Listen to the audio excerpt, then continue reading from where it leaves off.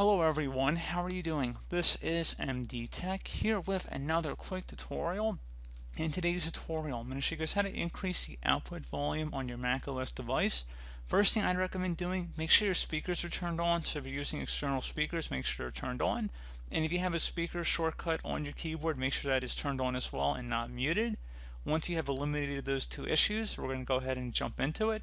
And we're going to start by opening up System Preferences down in our dock. So go ahead and left click on that. Now you want to select where it says Sound. So go ahead and left click on that.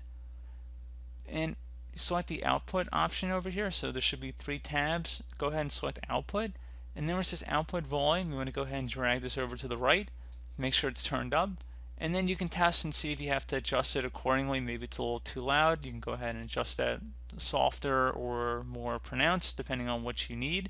So again, very straightforward process on how to do that, guys. And as always, thank you for watching. And I do look forward to catching you all in the next tutorial. Goodbye.